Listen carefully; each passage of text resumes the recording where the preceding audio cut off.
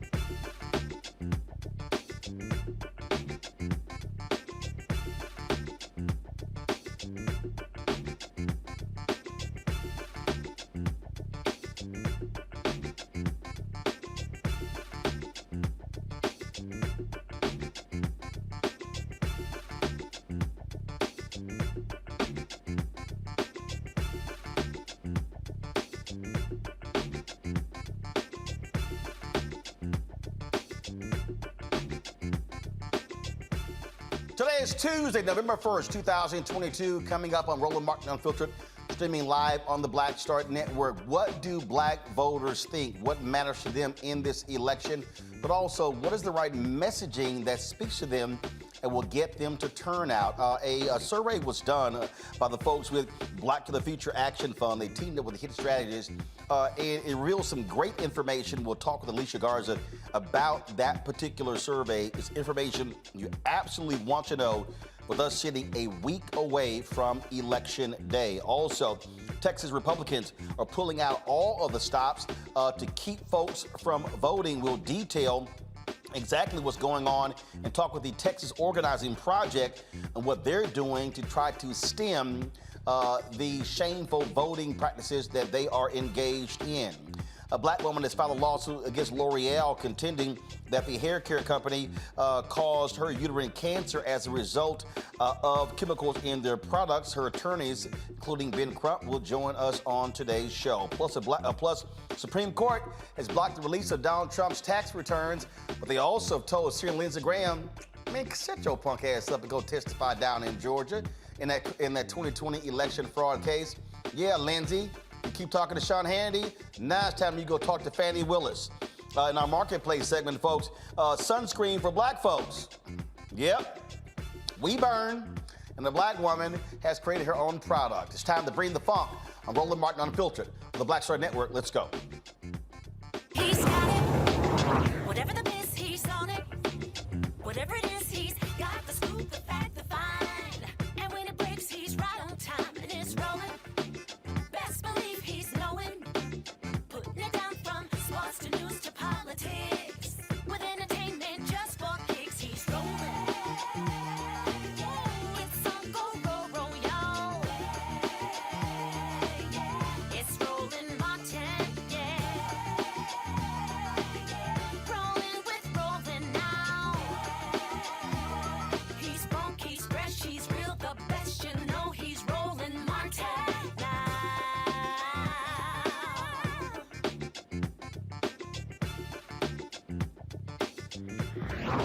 Martin. All right, folks, the Black to the Future Action Fund released a survey today, folks, that gave some revealing information in terms of how black voters are thinking, what they want to hear, what they also want to understand, also, especially also young voters as well. It's some information that I think is critically important. Alicia Garza, she is with them, the principal of Black Futures Lab and Black to the Future Action Fund. She joins us right now. Alicia, glad to have you back with us. You partnered with Terrence Whitmer of Hit Strategies with this survey with 1,200 voters. And it was some really interesting information. There was a call earlier today that was fascinating. We're going to have Terrence on the show tomorrow going through this. But what really jumps out is one of the things that really jumps out is when the messaging is that black voters are the difference makers and black voters have power, that actually resonates with voters and will cause black folks to actually turn out in larger numbers than just simply say, hey, go vote. That's absolutely right. And Roland, first and foremost, thank you for having us once again on the show. And I'm looking forward to watching Terrence's segment tomorrow.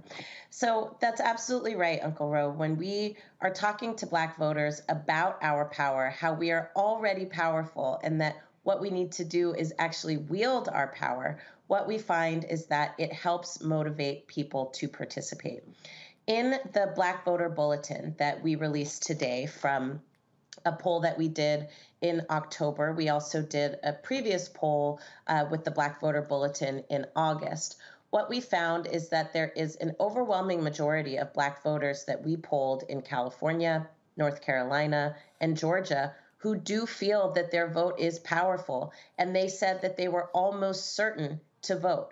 So what we found in this poll is that our black voters plan to flex our power at the ballot box. We should not be listening to any stories that black voters are staying home. In fact, of the people that we talked to, an overwhelming majority, I'm talking in the 70% range, said that they are planning to vote and that they are clear that what they are voting about is not parties, political parties. What they are going to the ballot box to vote for is their priorities. Number one thing that we found, Uncle Ro, which will not surprise you, is that the key issues that are driving black voters to the polls in this midterm election are inflation and the cost of living, jobs, and the economy. I know there's been a ton of conversation about crime and violence, particularly coming from the Republican side. Crime and violence is certainly a key concern that is driving black voters to the polls, gun violence in particular. But I can say that the cost of living and inflation, jobs in the economy, is twice as salient for black voters when it comes to voting than is crime and violence. So that's something also to be paying attention to. A lot, you have some of these loud mouths out here on social media who are saying, oh, nothing has been done for black people. But the folks who you surveyed, they say that's not true. They actually have seen progress, but they also still want to see things done. That's absolutely right, Uncle Ro. And here's what we did. We worked with Hit Strategies to look at the Black to the Future Action Fund's Black Agenda that we designed in 2020 from the results of the Black Census Project, which everybody should take at blackcensus.org. We worked with HIT Strategies to better understand what has been the Biden administration's progress on the issues that we outlined in the Black Agenda. And what we found, and I hope Terrence will talk more about this tonight, is that about 80% of the things that we talked about in the Black Agenda have been accomplished or are underway by the Biden-Harris administration. When we start talking about what people have done and haven't done, right, we have to keep in mind that in some respects that this can be a voter motivator or a voter suppressor. What is important for our communities to also know is that if we want to continue to see progress on a Black agenda, on the issues that are important to us, we have to make sure that we are changing the balance of power at the federal level, but also at the state level. That is what's at stake in these midterm elections. And Black voters, by and large, are pretty clear about that. See, the reason I think that is interesting because, again, we hear so much noise that Black folks haven't gotten this, haven't gotten that. And these folks clearly understand what actually has happened, what has been achieved. That's right. And here's the thing, Uncle Ro, we shouldn't either overstate or understate the progress that the Biden-Harris administration has made. And I want to be very clear. What our polls show is not that people are flocking to the polls because they're Democrats, right? That's not the story of Black voters.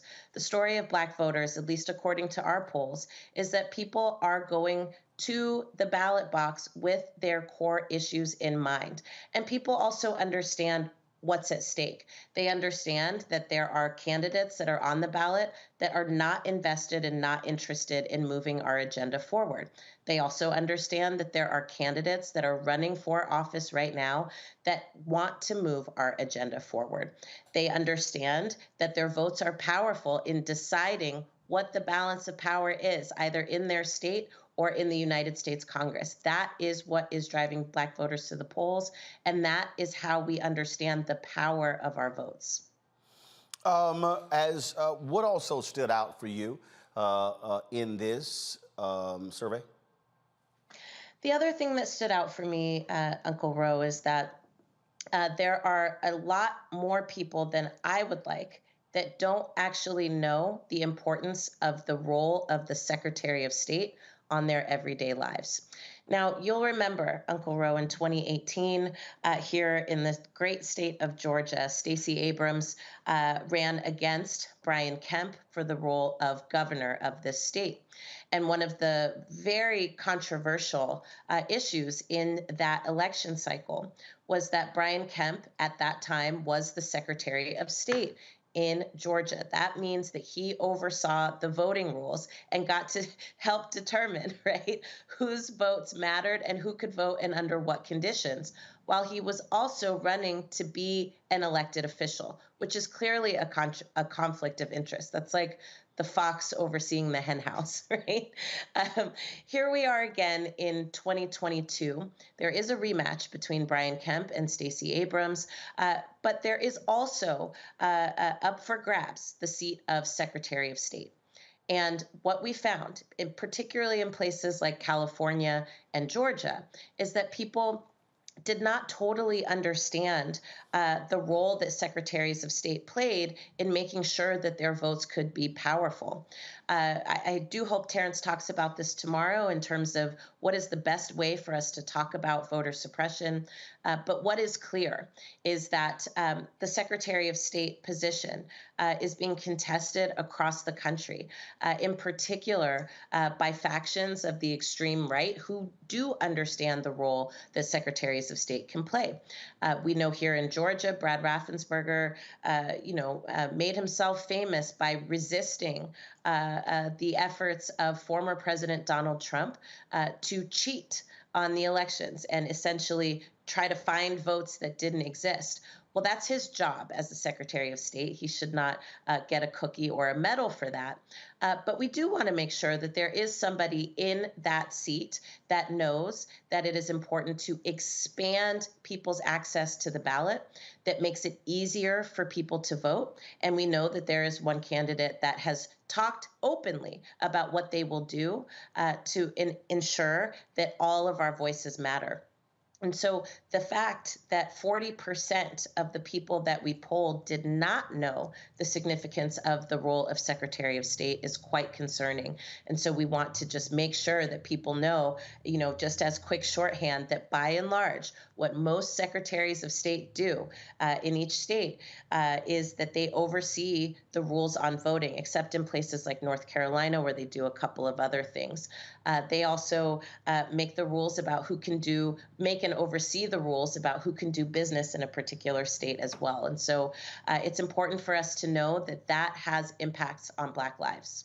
One thing that really surprised me in looking at this survey is that these folks don't want to hear the phrase voter suppression.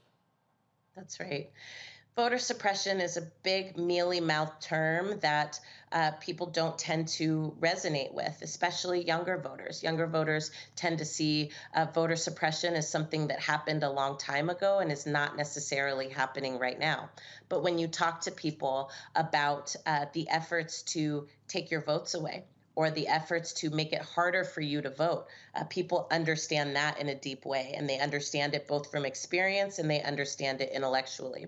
So we do have to pay attention to the language that we use with voters, right? We need to make sure and remember that a lot of the jargon that we might toss around as members of the media or even as organizations, right, are not the language that people use who do not eat, sleep, and breathe politics every single day. And this point in particular is very salient, especially for Black communities. All right, then, where can people actually go to get more information on this particular survey? Yeah, you can go to black2thefuture.org, and you'll see in our research and polling section the Black Voter Bulletin. Also, please don't forget to take the Black Census. You can do that at blackcensus.org. The Black Census helps us make a Black agenda that we can have elected officials take action on. Again, blackcensus.org, and to read the results of the poll, black2thefuture.org. All right, then. Alicia Garza, we surely appreciate it. Thanks a lot. Love being here. Thank you, Uncle Ro. All right, take care. All right, folks. This is an ad that was put out a couple of years ago. I actually think it's in 2018. That sort of used reverse psychology to appeal to young voters. I want to go ahead and play this, and then we're going to bring in my panel. Check this out, y'all. Dear young people, don't vote. Don't vote. Everything's fine the way it is. Trump. That was us. He's our guy. Tax cuts for the rich? Hell yeah. I'm rich as fuck. Climate change? That's a you problem. I'll be dead soon. Sure, school shootings are sad. But I haven't been in a school for 50 years. I can't keep track of which lives matter. Sure you don't like it. So, you'll like some meme on Instagram. If the weather is nice, maybe you could go to one of those little marches. You might even share this video on Facebook. But you won't vote. You young people never do. But I do. I do. I do. Midterms, primaries. Every single election. We'll be there, but you won't. Because we're a generation of doers. Not whiners. And we're doing great.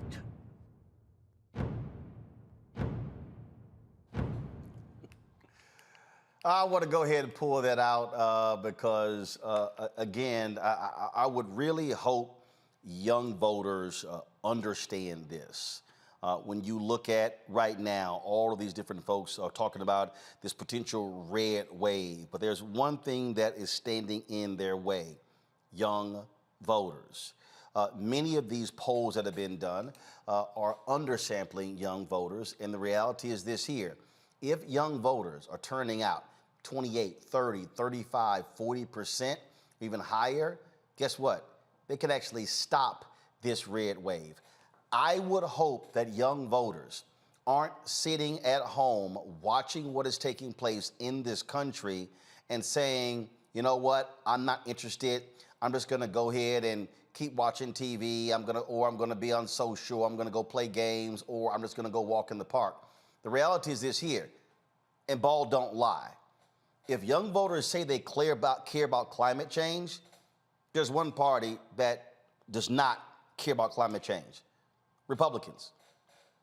It's abundantly clear.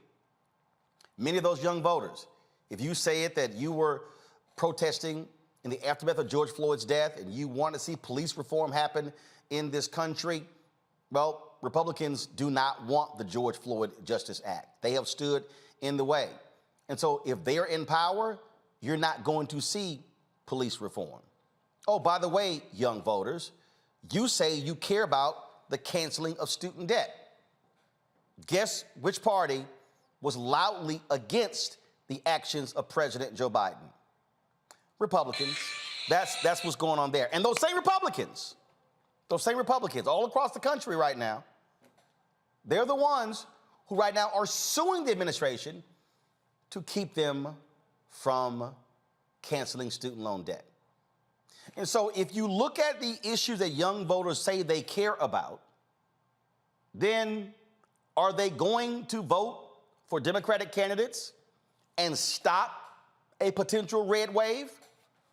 Because I can guarantee you this: if the Republicans take control of the U.S. House and take control of the U.S. Senate, the things that I keep hearing young voters say they care about, ain't gonna happen. Not gonna happen. So the question is this: if you're between the ages of 18 and 35, and that's really how we classify young voters, really, they even say 18 to 40. If you really, really care about the direction of the country, are you gonna get in the game? Or are you gonna sit on the sidelines? Because here's the deal. In 1 week, we go to the polls. Today's the last day to vote early in Louisiana, in Pennsylvania. Last time to vote early in Texas this week. Folks, it's put up or shut up time. To black folks, you're sitting out there and you're watching and you're saying, oh, we've got nothing for our vote. That's a lie. The survey that was done by Black to the Future Action Fund, they talked about what has happened with the Department of Justice, what has happened in civil rights cases, what has happened, the fight against hate crimes, what has happened in prosecuting corrections officers and police officers who've done wrong. Those things have happened. Have we gotten all that we wanted? No, but show me how you get all you want in 2 years. I can guarantee you this, black voters, whether you're young or not, what you say you want, no way in hell is going to happen. The Republicans are in control.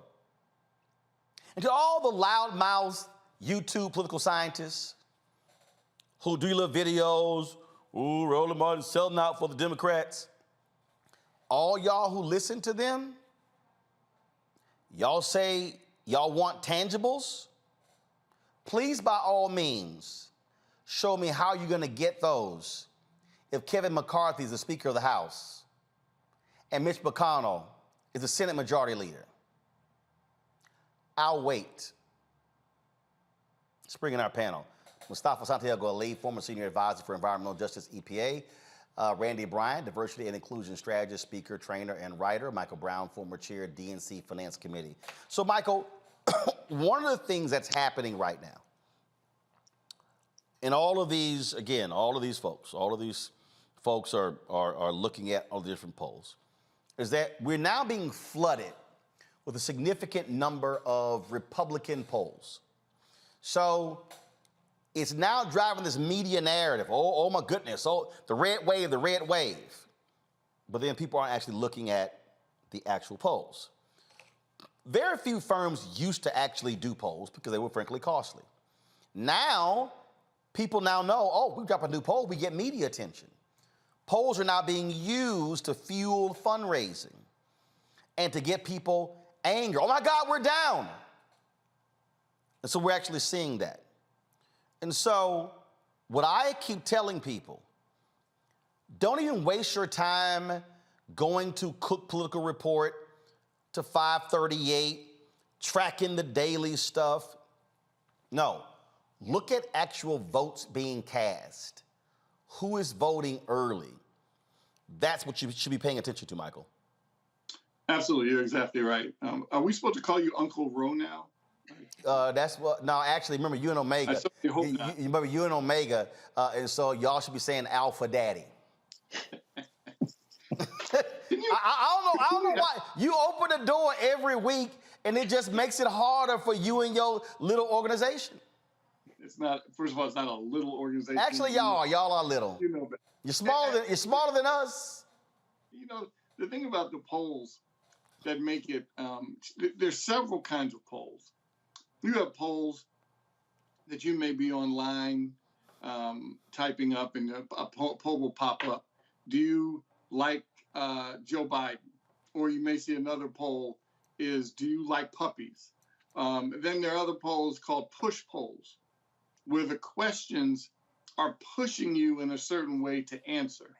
So there are a zillion, obviously, as you just mentioned, polls out there. Some you can look at. I don't think you can look at, frankly, any of them. The only thing you should matter to you is you go into the polls yourself, you taking a family member or a friend with you, and when you're on the phone with people over the next week, I voted today, we vote early in D.C. too, please take people with you, and when you're on the phone, when you're online, tell people don't forget to vote. But after all that, and this is more of a kind of a question and comment, Roland, is why does it seem that African-American women are certainly much more active voting-wise than African-American men? Easy. And moreover, not just staying at home, African-American men, and say, oh, my vote doesn't matter, it doesn't count, it's not going to mean anything, nothing's going to change. That's why that was a great commercial, by the way. But some black men are actually also starting to lean right. And I'm trying to figure that part out, especially since the right, relative to criminal justice, has no love for people of color, black or brown. Well, actually, first of all, a couple of things. First of all, first of all, black men are voting.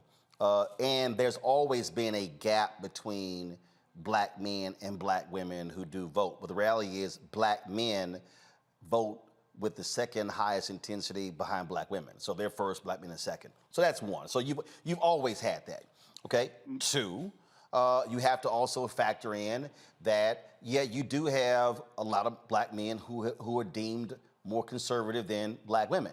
I mean, so that's not even a shock. I mean, you actually have that as well. But the third thing is this here.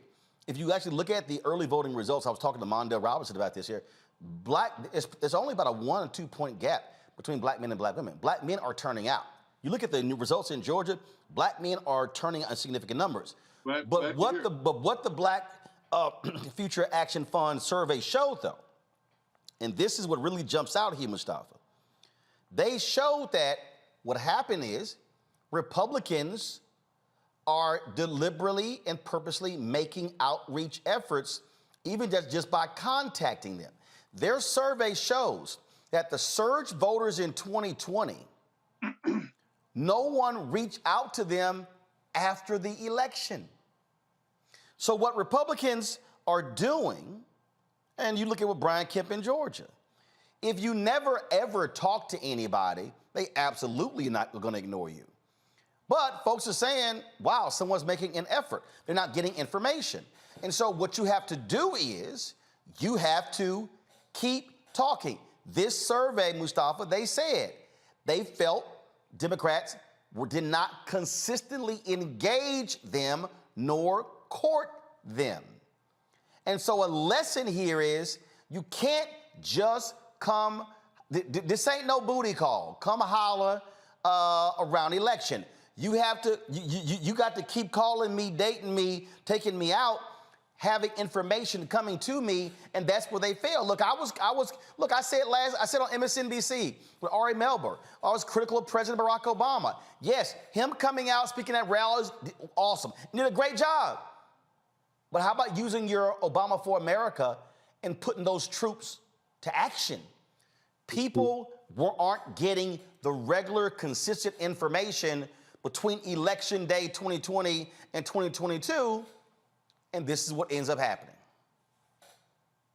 Yeah, any relationship, you got to continue to, one, it has to start, and then you've got to continually, do what you can to strengthen that and to stay, connected.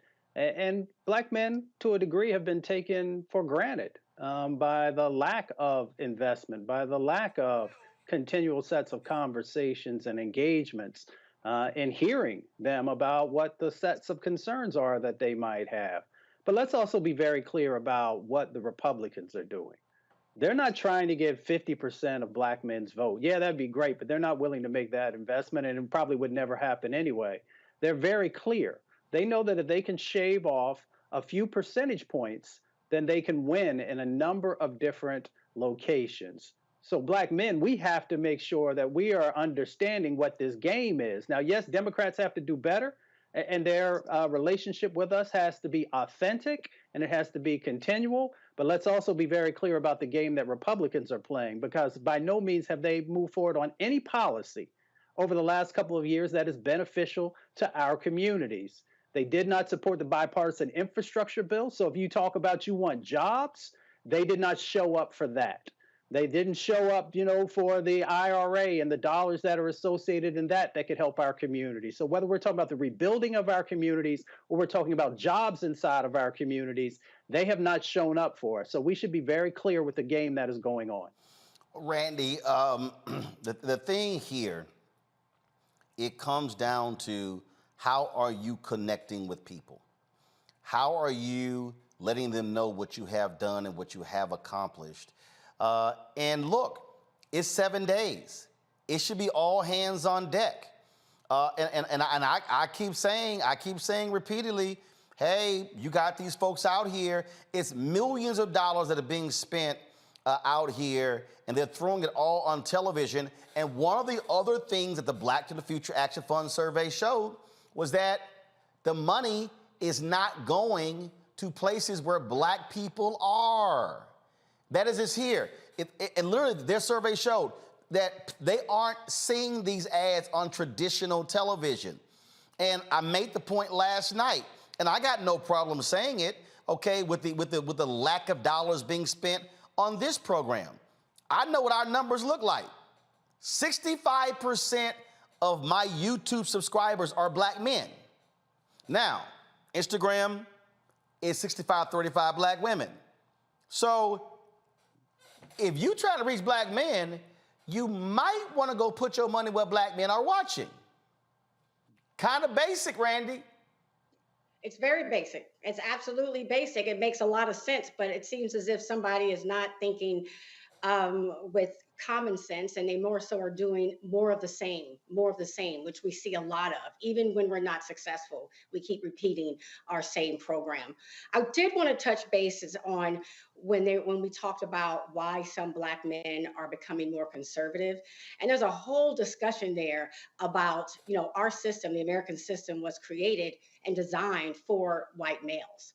A Black woman is the furthest distance from that. Like we are the ones who cannot relate, or we're not thought about or considered in this country. And I believe that a lot of Black men have bought into the promise of a better life in the way that the conservative Republicans present it to them. Although we see that it never comes through, and that when they say that this is a capitalistic society, patriarchal society, built on white supremacy, that's what they mean.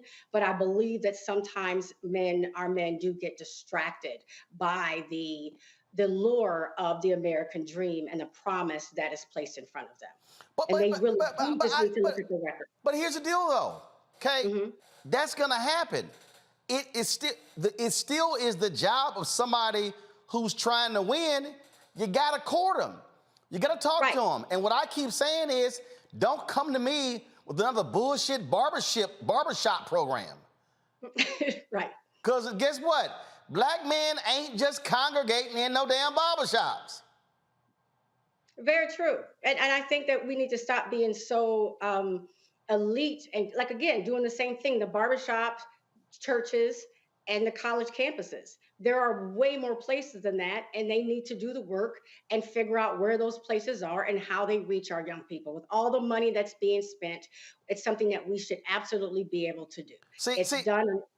But see, here's the thing I keep saying, Michael, and folk gonna have to understand it. The Democratic Party money is run by white media strategists. They want to put the money on television because that's how they get paid. They don't want to spend the money on the ground activities. They don't want to touch those voters. They don't want to put it in independent media, black-owned media. That's just the bottom line, okay? And so we keep having this conversation over and over and over again, but they're the ones in each one of these campaigns, Chuck Schumer's PAC, okay, the DSCC, the DCCC, Democratic Governors Association, all these liberal PACs, they all run the same way. They want to throw all the money on television as opposed to put that money with organizations or entities that touch people in non-traditional ways. Yeah, no, you're exactly. But that's where also, we always talk about, elections have consequences, but also leadership matters too. And there's a guy named Ron Brown that was chair of the Democratic Party, a couple decades ago when Bill Clinton was running for president, and he said, "I'm not trying to your point about the media advisors, not trying to take any money out of your pocket. However, you're going to share this pie." Hence, why BET back then, as we all remember, got a lot of those political dollars, as did a lot of the black radio stations around the country, as did making sure that the Mignon Moores, the Yolanda Caraways, the Alexis Hermans of the world had actual dollars to go into black communities. Not, as Randy just mentioned, not just church, not just the traditional barbershop ideas, but to really get in folks' faces and engage. And you have to have money to do that. There are a lot of people that just volunteer and do it because they have the kindness of their heart, but it certainly helps if you have a budget and you have a van and you have people and you can have food and drink and registration cards and all the things you need to have a comprehensive outreach effort. Now, nothing against the current chair of the Democratic Party, Jamie Harrison, nice guy. But if you're going to let, as you mentioned, Roland, let the media professionals run where the money goes, it's not going to also be shared. But first, here's the deal, though. The political structure when your dad was running the DNC is totally gone. In fact, what I mean by that is the amount of money that actually go into the DNC is actually small. It's far more money that's going directly to campaigns. I mean, I saw a story earlier. It says that between Stacey Abrams' campaign and Beto O'Rourke's campaign, $150 million may be spent. That's outside. I think Jamie, when he came on this show, he said they put $73 million on the ground. So they're being dwarfed by the other money. So the issue for me is not just the DNC. It's even in the campaigns and those other entities, how they're spending money. And then you talk about reproductive rights organizations, climate folks, and Mustafa, I sent you this here. Look, we had a climate group literally hit us up only after I called them out and said, hey, we want to spend $10,000. We want y'all to hit 1 million impressions. And I was like, I get more for a speech. and this is literally how, and we basically told them to go to hell. We did. I mean, I think our response was, no, why don't you make it 150,000? And we were like, we ain't discussing 10 grand. But that's literally how, but then, of course, it's like, well, hey, how can we get folks to turn out? And this is the part, again, you gotta follow the money. You gotta follow the money. If people go look at this Black to the Future Action Fund survey, they will see the complaints that are made in there are a direct result of who's controlling the money, Mustafa, and that's controlling what messaging happens to certain areas over what period of time? You know, when I was working for John Conyers, when he was chairman of the Judiciary Committee, one evening I remember sitting with him and he said, Mustafa, if you want to know if something's a priority, follow the money. He said, if people truly care about something and they truly want to see it to be successful, then they will make the investments that are necessary to hit the goal that they say that they want to do. And Democrats just have to make a decision. You know, if you truly want to support and make sure that the Black voter turnout continues to grow, then you have to make those investments. And of course, you have to make those investments with Black men and all these other organizations as well, who are just doing a shameful job. You know me, I just give real talk because I'm not worried about nobody. They are shameful when it comes to investing in our communities and showing that they truly care about us fully being a part of the process. And that is tied to dollars and it's tied to other types of actions as well. So if they want to win, then get your game right, get your game tight, and make sure you're making the investments where they're needed the most. Indeed, indeed. All right, folks. New Gallup poll shows crime is a significant issue for most Americans, coming only second to the economy. 4 out of 10 voters said that it is essential to how they will vote. 56% of Americans surveyed believe there is more crime in their area than a year ago. This is the highest Gallup has ever measured in the 5 decades of polling on this very question. All right, folks, got to go to a break. We come back. We'll continue talking about the election, also talking about other issues of the day. If you're watching on YouTube, on Facebook, any of those programs, do me a favor, hit the like button, y'all. Don't be sitting here riding, watching for free. Hit the like button, hit the share button. Let folks know we're live. Have them come join us for the conversation as well. I might open phone lines later. We'll see. And, of course, download the Black Star Network app. Apple phone, Android phone, Apple TV, Android TV, Roku, Amazon Fire TV, Xbox One, Samsung Smart TV. You can also join our Bring the Funk fan club. Your dollars make it possible for us to do what we do.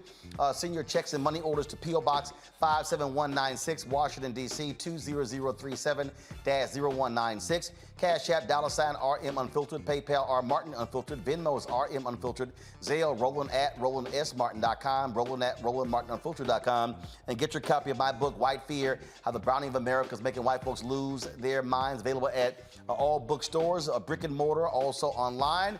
Also order through your favorite Black bookstore or download it on Audible. I'll be right back.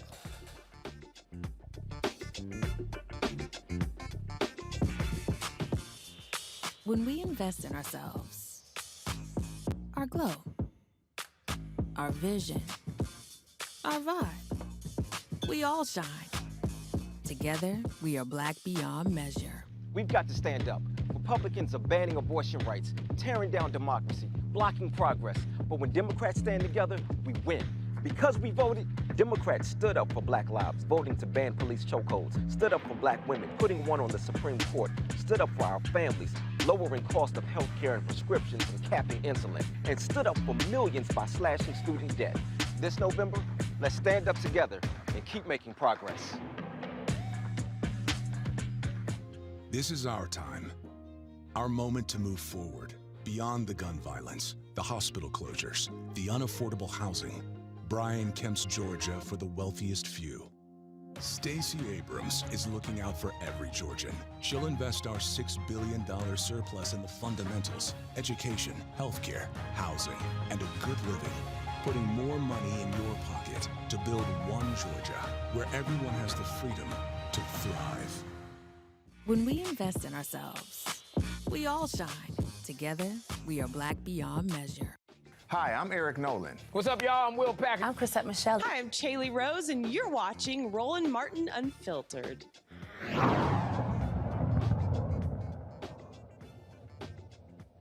All right, folks, Texas is one of the areas where Republicans are doing all they can to steal the elections, shutting down polling locations, creating long lines, suing folks for voting, changing voting rules, and they are really targeting Harris County. Pastors are pleading with their congregations to get out and vote. Here is my alpha brother, Michael. You know how alphas roll. Reverend Dr. Freddie Haynes, Friendship West Baptist Church, speaking on this important issue to his congregation in Dallas. I hate to go here, but I got to. I got a call yesterday from a few politicians, and they shared with me that the voting numbers on our side of town are not what they should be. And that's scary. That's scary because there's a generation of people so obsessed with power that they will do everything in their power to make sure some people don't vote.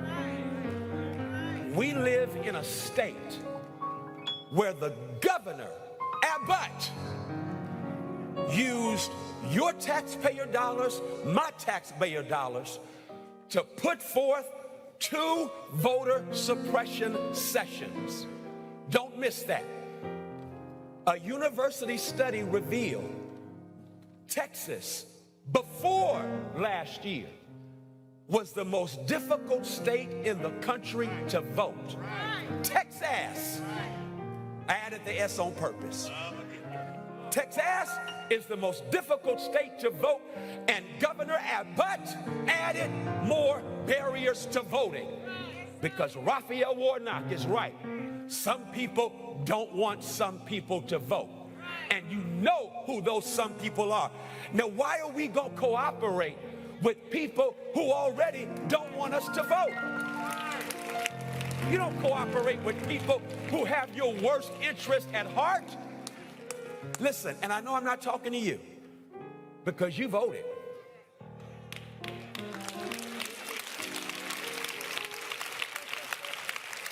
But now we got to think more than just ourselves. Every person you know, you need to make sure they vote. Call them, ask them if they need a ride. But the bottom line is, y'all, we even have folk who look like us, but they're Trump in black clothing. Pastor Haynes, you said that? I sure did. And you should not be surprised. This is me, okay? So the Trump spirit is trying to take over. They don't want certain people to vote. And here it is. Don't fall for the okie doke where you got this thing, well, black men are doing this and as opposed to black women over here. Stop it. Stop it. Stop that. I mean, we got enough sense to know. What I did not say in the sermon today is the fact that, do you know under Abbott, and again, I'm just keeping it real, we have these loose gun laws. And with loose gun laws, we've had an uptick in domestic violence with guns. Because the governor passed that law. So you don't act like your vote doesn't count. Your vote counts. Here it is. If you don't vote, it counts twice against you. Because that means whoever is on the other side, they get their vote and your vote because you didn't vote. I'm pleading with you, please vote. My young folk, don't wait until election day. Let's get it over because you don't know what's going to happen on election day. Election day, we can have a tornado hit. Let's get the vote done now. Now, folks, heavily Democratic areas like Harris County or Republicans push for voting monitors, and Democrats say those efforts could actually scare off voters. Co-executive director of TOPS, the Texas Organizing Project, Brianna Brown, joins us from Dallas on what they are doing. Brianna, this is significant in that because how they've changed these rules, they have people who are very close to voters and they're looking at everything. They are putting pressure on poll workers. There are poll workers who have been working campaigns for years who are quitting en masse because, frankly, they are being terrorized by these folks on the right. And this was exactly what they wanted. They want to get their own people in these positions, and the intimidation tactics are actually happening not just in Texas, but all across the country. You know, that's right. And it's interesting, you know, I have to give some props. I grew up getting politicized in those pews at Friendship West. Shout out Pastor Haynes. He's going to actually join our Twitter space tomorrow to do a lot of the, to come on and do what he did in the pulpit, on Sunday. Texas, as he said, is ground zero when it comes to the radical right wing and how they experiment with our lives. And that has included at the ballot box. Texas is the hardest place to vote. And it is by design. And partly what the right wing understands is what numbers are. And numbers are just numbers. Demographics are not destiny unless there are folks on the ground, like organizers, like, at the Texas Organizing Project, that are making meaning of those things, right? As quiet as it's kept, Texas is home to the largest Black population in the country. I'm a fourth generation Texan raised into little fifth generation Texans. We have the most registered Black voters of anywhere else in this country. We took over Georgia, without, shout out Georgia. People understand what those numbers could mean. And what they're doing is throwing up roadblocks to make sure that the power we have is shrunken. Texas is also a state where in the urban hubs, so in Dallas, in Houston, in San Antonio, we're passing progressive policies that are changing our lives. And it's at the state level that they are out of bounds and out of step with what's happening in our urban centers, where the most Black folks and the most Latinos call home. So it's not coincidental that, in the last state legislature in 2021, on top of the voter suppression laws that already existed and the voter suppression efforts like voter purges and already super restrictive, super restrictions on how people can participate and vote by mail, they put things on top of that, right? Making Texas the hardest place to vote. I will say, in 2016, what we said to the rest of the country was welcome to Texas, when Trump got elected. We know what it's like to live in a right-wing regime. And that also means like we got the toolbox. I was listening just before I came on, and my organizer heart was beating fast because, we are in these streets trying to raise all the coin we can to talk to Black voters, to court Black voters, to make sure that we're the center of conversations. And it's hard, not just kind of the opposing forces of the right wing that have very deep pockets, but then also just trying to make the case, right, of why we need investment, of why, no, you cannot wait until, a couple days before Election Day to infuse us with money and expect miracles to happen. As it relates to, again, what is happening there, there is serious concern because not only do you have the state, they're going to be sending in these monitors. They are absolutely harassing Harris County, saying they're going to be sending in election monitors. And that's why the folks in Harris County have asked for the DOJ to send in federal monitors to watch them. I mean, these folks, and there's no doubt, they're going to be going to Black precincts. So I'm just curious, are there any Black groups who are mobilizing to send Black folks to the white precincts? Well, I don't know about that, but in the last election, in 2018, the last midterm, the Texas Organizing Project was influential in electing a young 27-year-old Latina immigrant, Lena Hidalgo, the head of Harris County. She's the county executive there, which flipped the county commissioners' courts. That meant that, a budget of $5 million for elections swelled to $30 million, and innovations like drive-through voting and 24-hour voting to make sure that people on the third shift and students can vote, and parties at the polls, things that were unprecedented happened. And in 2021, the state legislature was very actionary to what happened in Harris County, what happened in first, like the election of a progressive commissioner's court for one of the first times in Harris County history, and then the consequences of that, what that meant.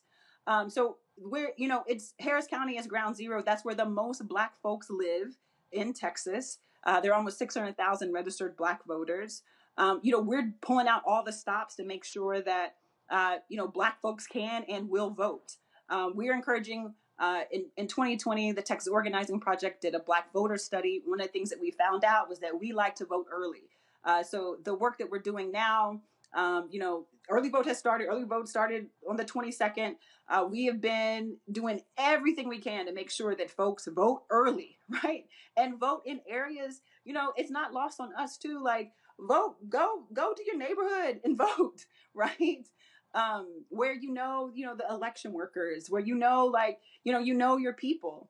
But we're doing everything we can. We're partnered with Black Voters Matter. We're going to be taking out radio ads soon to get those folks that are listening to the radio. We're taking out ads in Black newspapers across the state. In Harris County, also, we're going to throw down.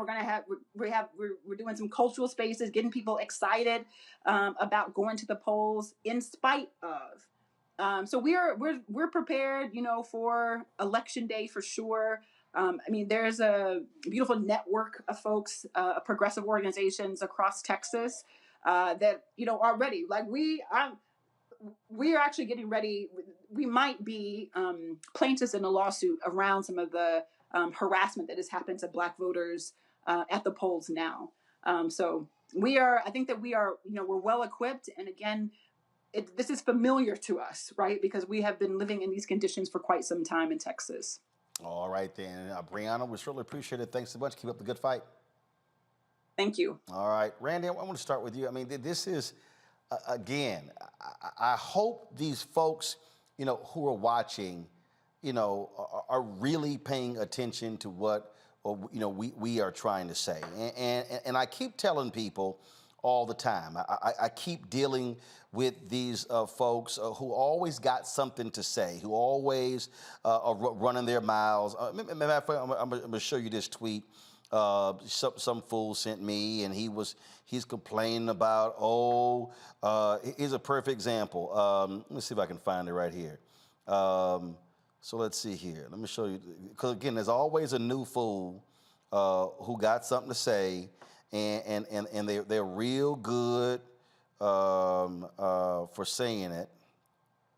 And they love to complain. They love to say, "Oh, you support them. Oh, this person, that person is." Here's a perfect example. Let's see. You can see this tweet right here. So this fool right here. There's somebody at House and Hits. This is who BLM, Roland Martin, the Black Caucus, and the rest of the Negro flunkies tried to reprimand us for not voting for this guy.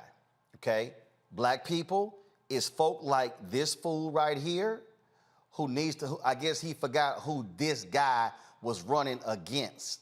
Right. The same fool who ain't no love for Black people. But also, this guy ain't on the ballot in November. It's what's happening in the House and Senate. And so so this fool here complaining about, President Joe Biden, when you literally have Republican governors, legislatures, attorney generals, secretaries of state who literally are trying to steal elections and throw up all sorts of roadblocks, but we're supposed to go, well, I don't know why you're criticizing them. Give me a break. We must be wary of people who don't have solutions. They only have to point out other people's problems, how it should be, what they mad about, this ain't happening, this ain't happening, and yet they present zero solutions. I'd love to hear it. If we're not going to vote for the people that are up and have been, well, who do we vote for? What is the plan? Are we just going to go take over? Like, what is the plan if we don't play the game we're in right now? Even if we don't like the game, this is the game right now. These are the rules, and let's get the best person for the job.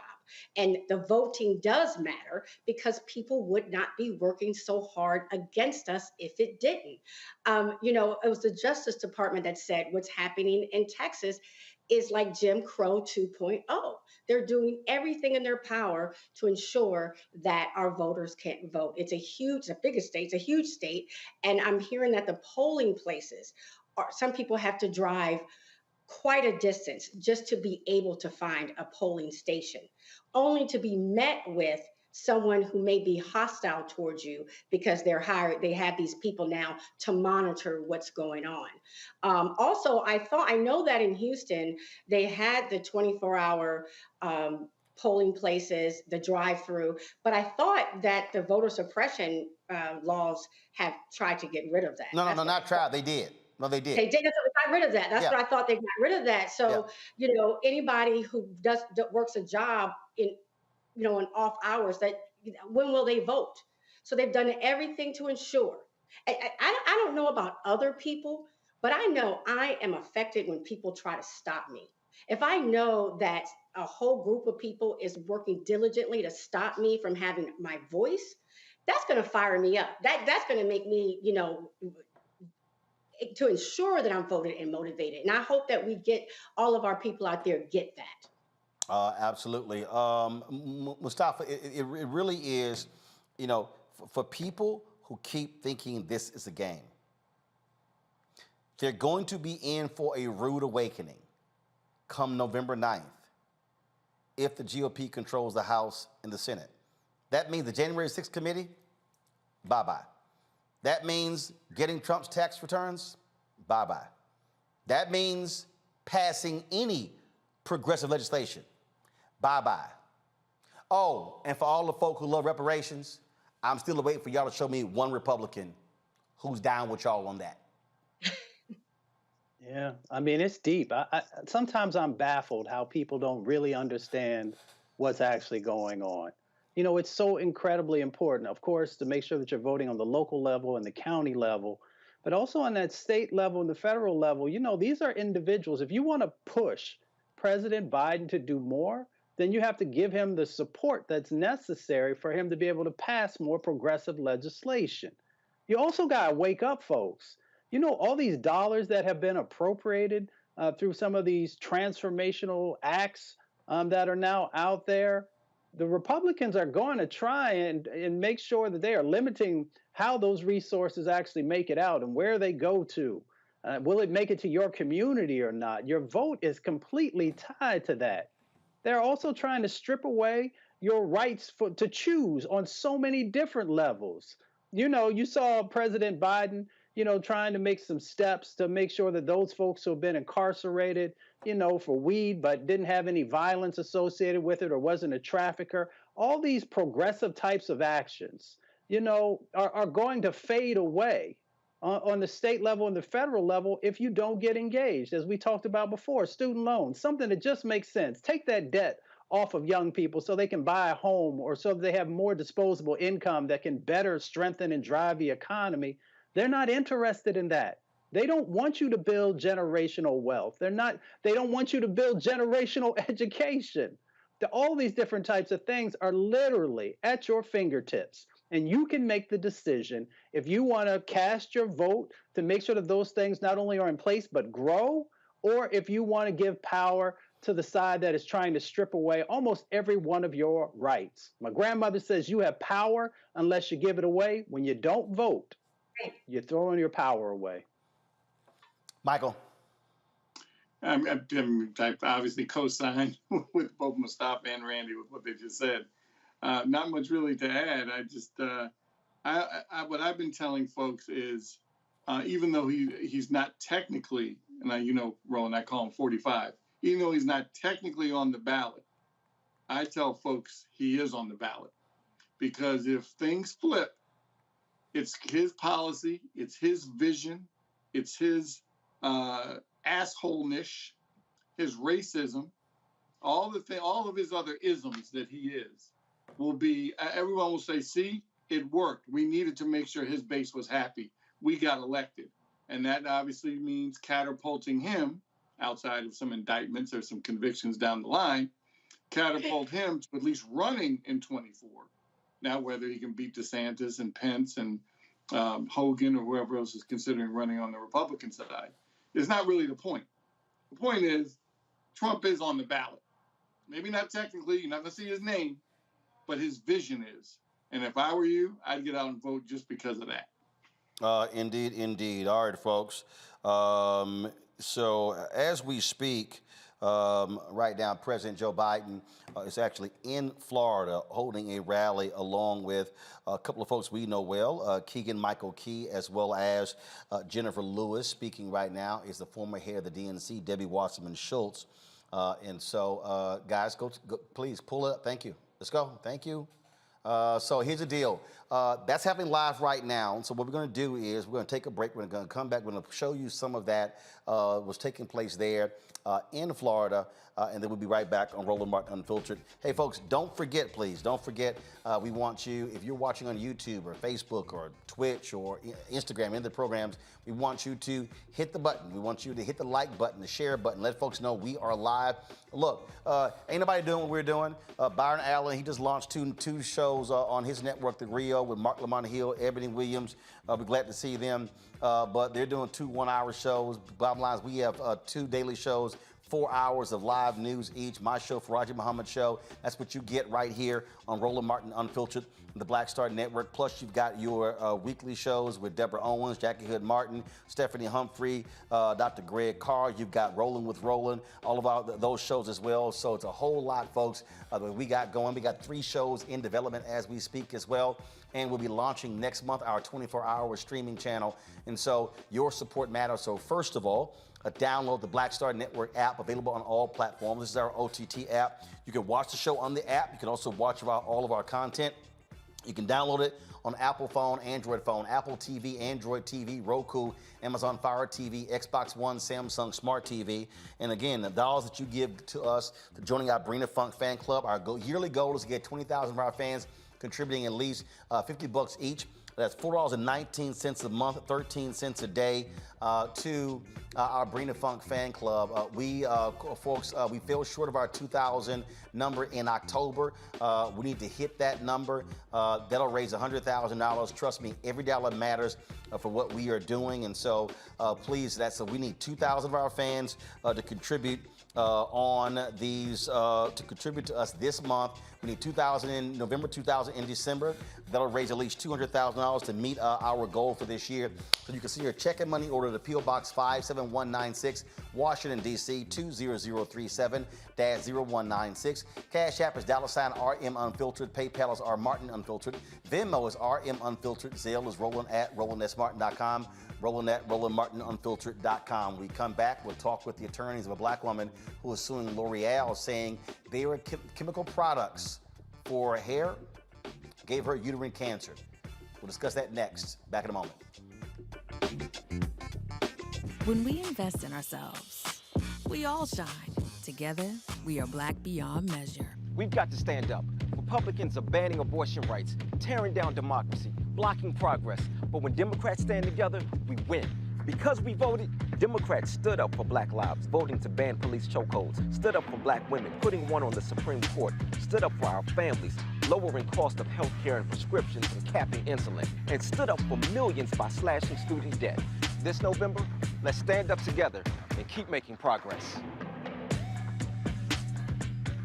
It's about us. Everybody all together. We are in sunny South Dallas. The election is coming up. It's super important that folks know who they are voting for, but more importantly, what they are voting for. Y'all, we got the free shirts and free lunch right over here. Freedom is our birthright. No matter what we're up against, we're sending a message in Dallas and Texas and in this country. We won't back down. That's what this bus tour is all about. The housing cost is one of the most capitalized areas that we have found. People who are marginalized, that are brown and black, we are suffering the most, and I think that we have the biggest vote and the biggest impact in this election. I'm voting for affordable housing, for sure. We should not be paying the cost of a utility failure because our elected officials are too proud to say, we need help. I know that we can bring out our people to vote. It's a part of our birthright. Right. It's a part of our heritage. And surely it's a part of our present and part of our future. That's right. That's what's up. And we won't black down. Forward that message to 5 friends, because in that message, it's got links to how to get registered, how to check your registration status. Like I said, 2:30 we'll start rendezvousing right here on this street. I am voting to let our voice be heard in the rural communities that, hey, we are people too. There are things that we need. Free shirts, free food, and lots of power. We are in Longview, Texas, where Black Voters Matter, 365. Whatever type of oppression a white supremacist throws our way, we will not black down. We are in relentless pursuit of liberation of our people. Freedom is liberation for black bodies and black communities to make economic change through political power. Freedom is choice. We won't black down. We won't black down. We won't black down. We won't black down. We won't black down. We won't black down.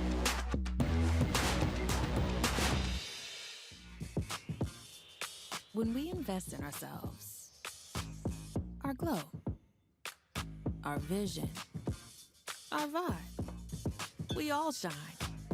Together, we are black beyond measure. Hi, my name is LaToya Luckett. Yo, it's your man Dion Cole from Blackish, and you're watching Roland Martin, Unfiltered. Stay woke.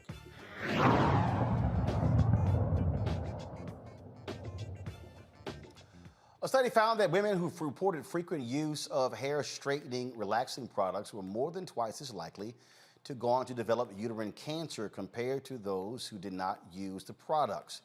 Uterine cancer is relatively rare and accounts for about 7% of all new cancer cases among women. It's the most common cancer of the female reproductive system, and so far this year, there are an estimated 65,950 new cases. Studies show uterine cancer incidence rates among black women have risen in the United States. A black woman is actually suing L'Oreal, saying that it is their hair care products that caused her cancer. Joining us now is Deandra DeBrose Zimmerman. Of course, they're suing L'Oreal and other companies on behalf of several women whose products use may have led to their diagnosis. Glad to have you on the show. How you doing? Thank you. I'm doing well. Thanks for having me, Roland. So it's very interesting. I remember being in Los Angeles for the Image Awards, and there was an event. Dick Gregory was being honored, and Dick Gregory was going off about hair straightening products causing black women to get sick. And it was interesting because we were sitting there and there were folks who were rolling their eyes. They were like, yeah, here he go again with all his conspiracy theories. But we start thinking about the Johnson & Johnson powder lawsuit. They lost. We start thinking about other lawsuits. So when I saw this study, and I went, there was Dick go again, right again, and now of course having this lawsuit, and the thing about this that's also crazy, that this is also tied to racism, because black women were forced to straighten their hair in order to work in various places. Absolutely. So lots of thoughts.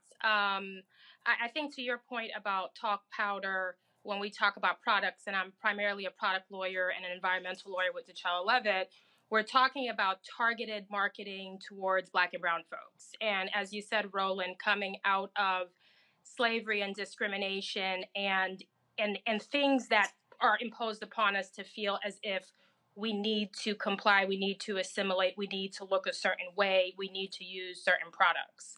And what we found inevitably is that we have products that are extraordinarily toxic. And so while Jenny Mitchell has had the strength to come forward, we're talking about really tens of thousands of women who've been impacted by hair relaxer, not just with uterine cancer, but a body of scientific work which we allege also cause endocrine disruption, which is a condition that could lead to a number of disease states. And I'm sure you and many other people know folks who have fibroids, who have had infertility issues, have had other issues. So it's not just limited, as we allege in the complaint and a number of other complaints, to uterine cancer, but really a number of health conditions. And to tie it back to what you said about discrimination, we're now in the place over the last couple of decades that we have the science to establish it. And the lack of science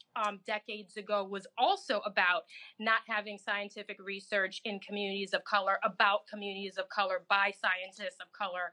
So it's all cyclical.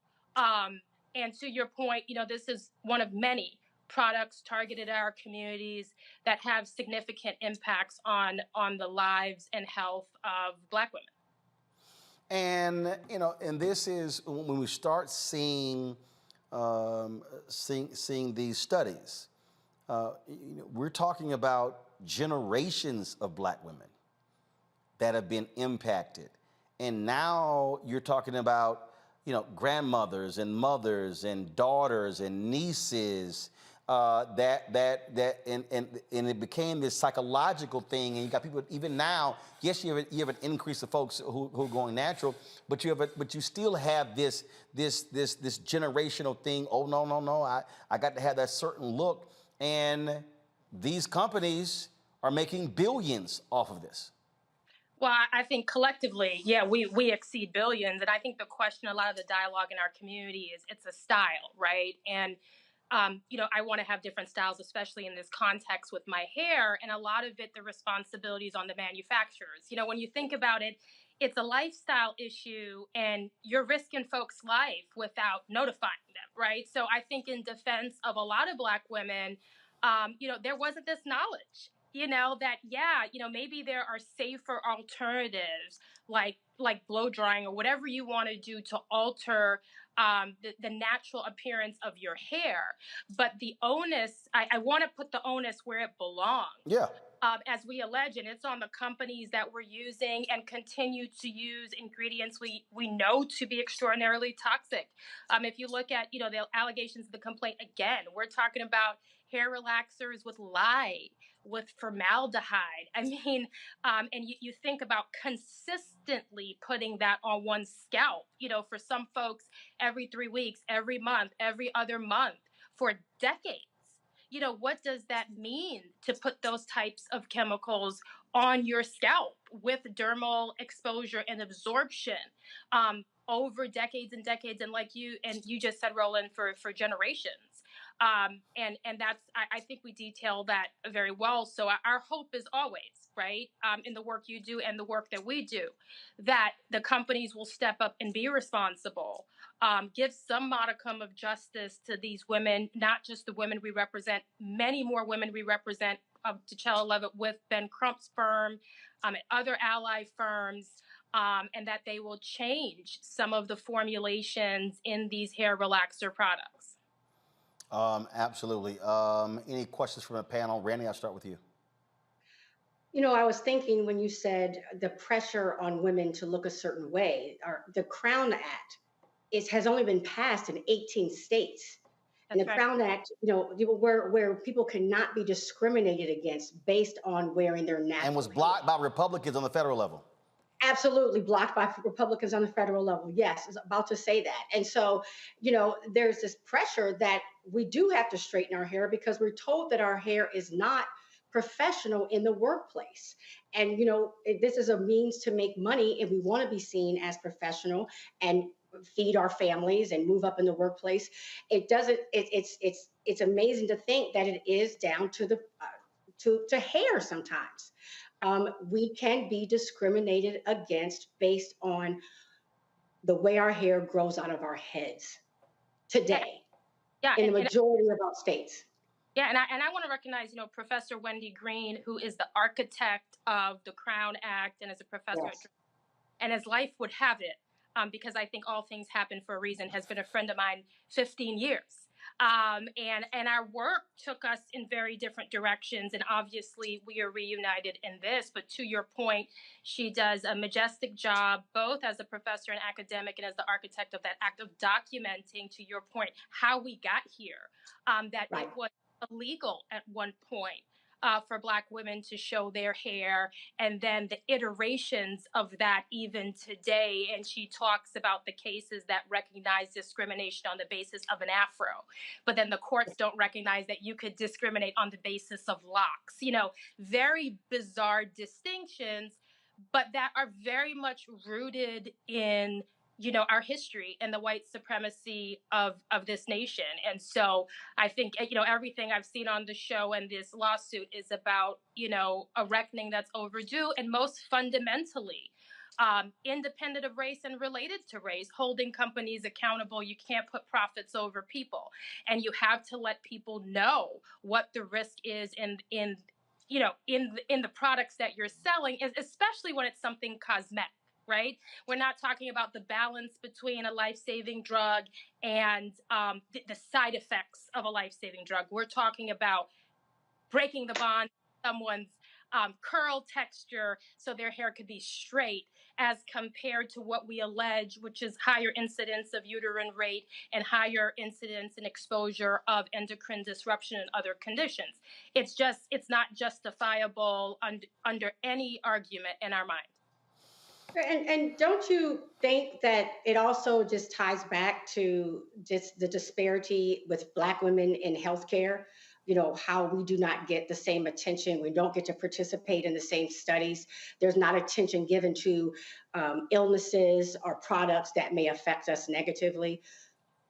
Well, absolutely. I think when you look at some of the endocrine disruption conditions and just care of Black women in general in the healthcare context, which is well documented, there's a lot of discrimination, even in terms of how Black and brown women are seen as malingering, right?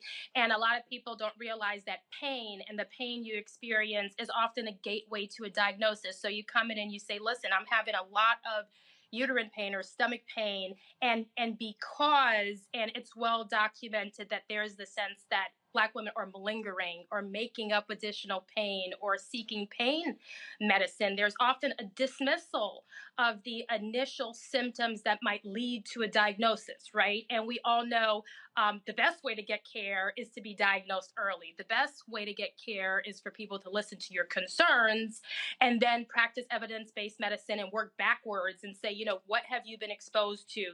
What are some cultural norms that can explain what you're going through and other women who are similarly situated are going through? So it's all related.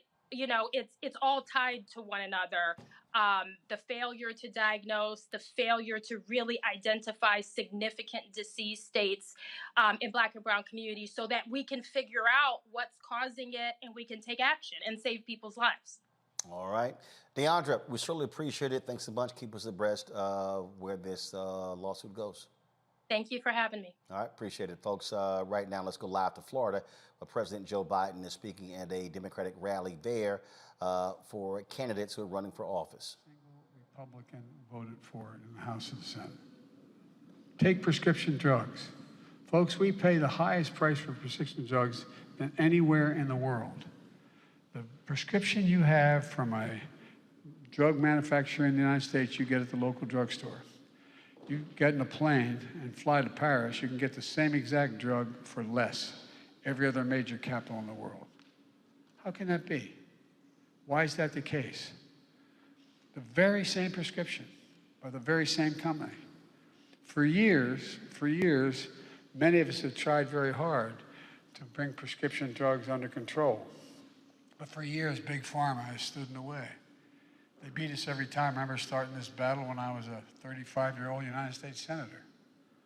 Over the past year, drug companies raised the price, to make a reference to what my introducer said, raised the price on 1,200 drugs, more than the rate of inflation.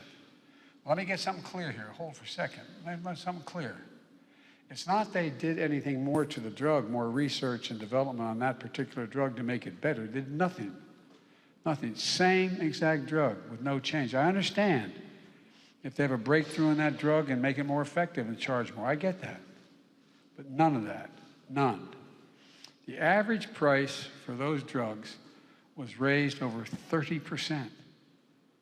In 2022, the price of one blood pressure medicine, one, that millions of Medicare recipients are relying on every day, increased 500%. 5 times. The exact same drug. No change whatsoever. Another drug treating autoimmune conditions increased by $1,000. $1,000 for an autoimmune disease. Again, no change in the quality of it, just changing the price. And they talk about inflation. We're dealing with it for a whole second. Inflation is a worldwide problem right now because of a war in Iraq and the impact on oil and what Russia's doing. The war in Ukraine. And thinking of Iraq because that's where my son died. Because he died. But the point is that that's why it's up. We have the lowest inflation rate of almost any major country in the world. We've done a lot to try to take it under control. I've released millions of barrels of oil from our Strategic Petroleum Reserve, keeping the price down. It's down about $1.25 and going down. It needs to go more. But they talk about inflation all the time. What in God's name? And they ask why I call this the Inflation Reduction Act. If you have to take a prescription that costs you an arm and a leg, and I reduce that, and you don't have to pay as much, it reduces your cost of living. It reduces inflation in your paycheck. And by the way,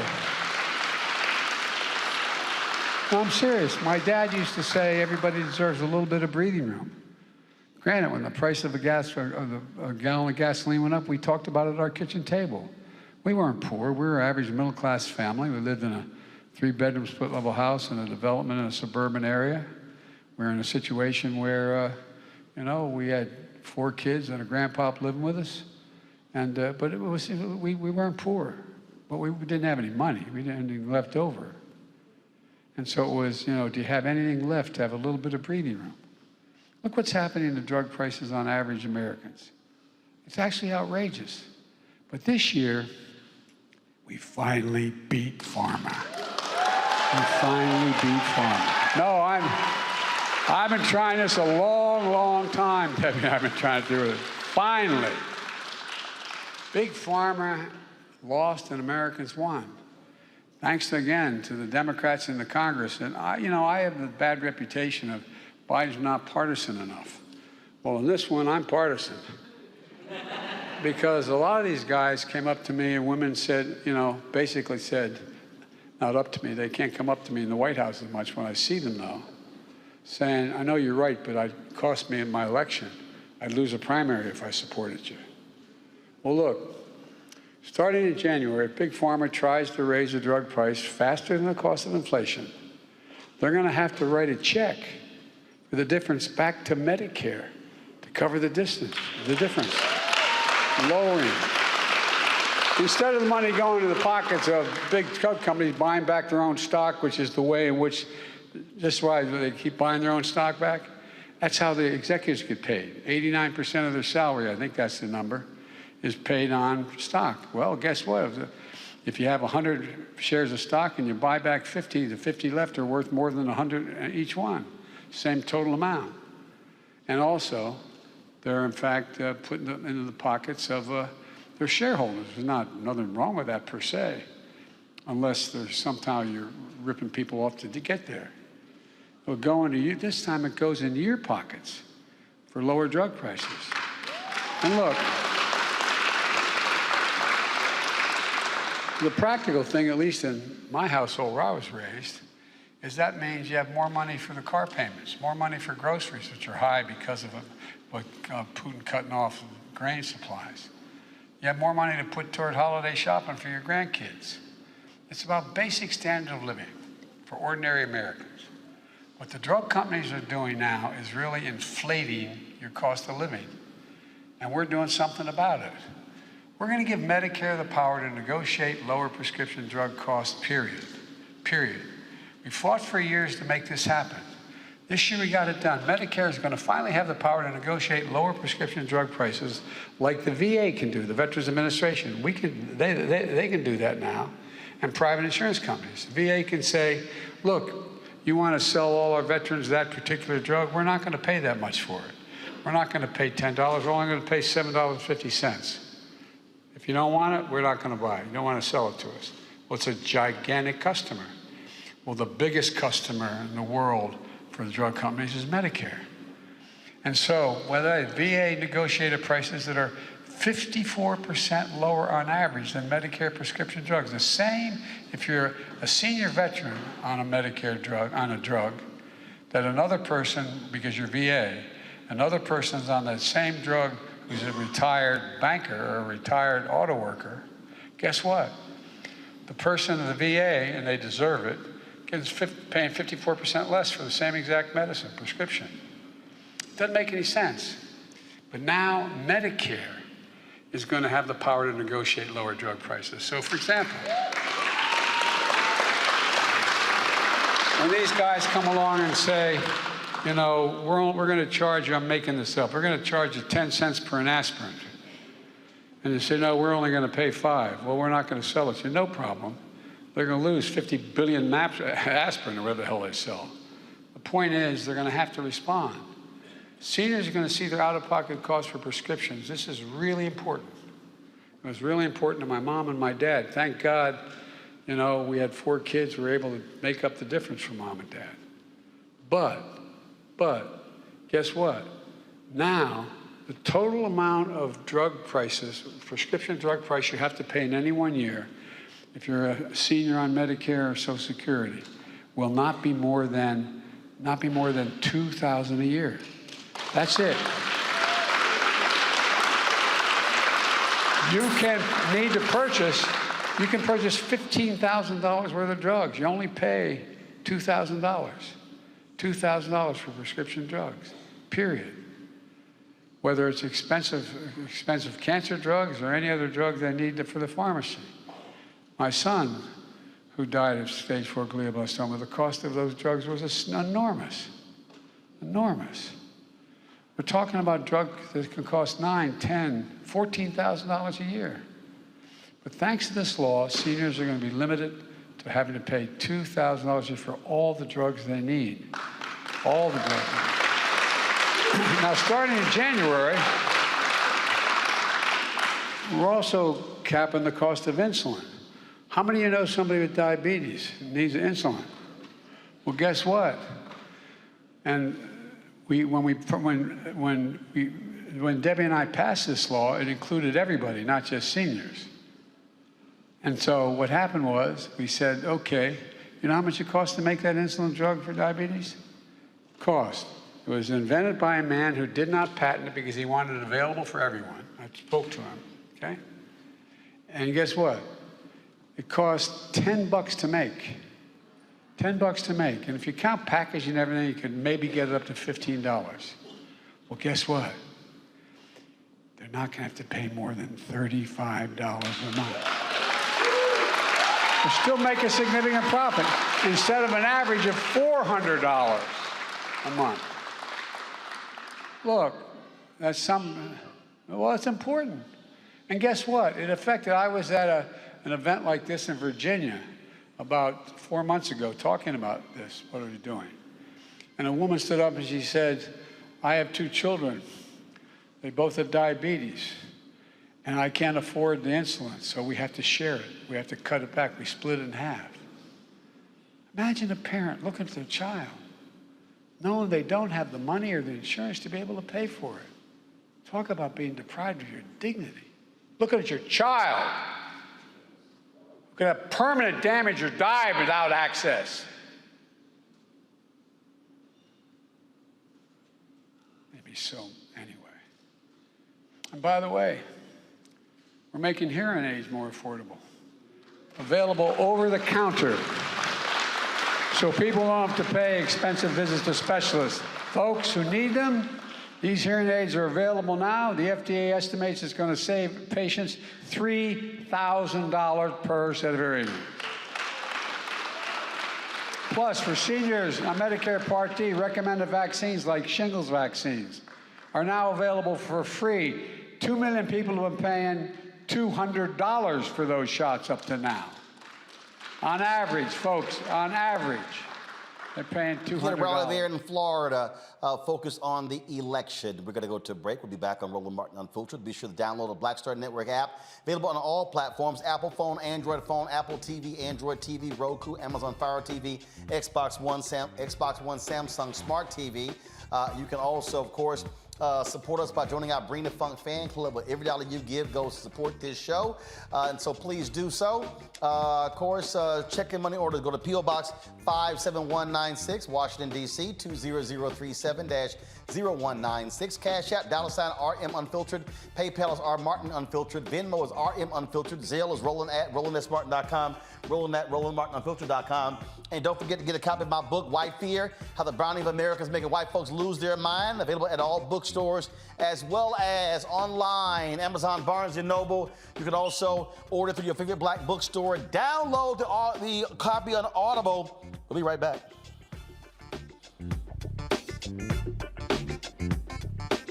When we invest in ourselves, we all shine. Together, we are black beyond measure. We've got to stand up. Republicans are banning abortion rights, tearing down democracy, blocking progress. But when Democrats stand together, we win. Because we voted, Democrats stood up for black lives, voting to ban police chokeholds, stood up for black women, putting one on the Supreme Court, stood up for our families, lowering cost of health care and prescriptions and capping insulin, and stood up for millions by slashing student debt. This November, let's stand up together and keep making progress. When we invest in ourselves, we're investing in what's next for all of us. Growing, creating, making moves that move us all forward. Together, we are black beyond measure. Hey everybody, it's your man Fred Hammond. I'm Deion Cole, and you're watching Roland Martin, Unfiltered. Stay woke.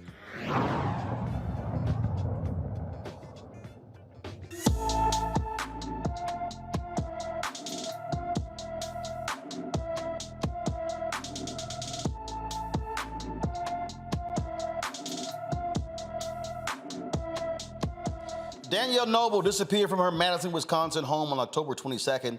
The 11-year-old is 5 feet tall, weighs 130 pounds, with black hair and brown eyes. Anyone with information about Danielle Noble should call the Madison, Wisconsin Police Department at 608-255-2345,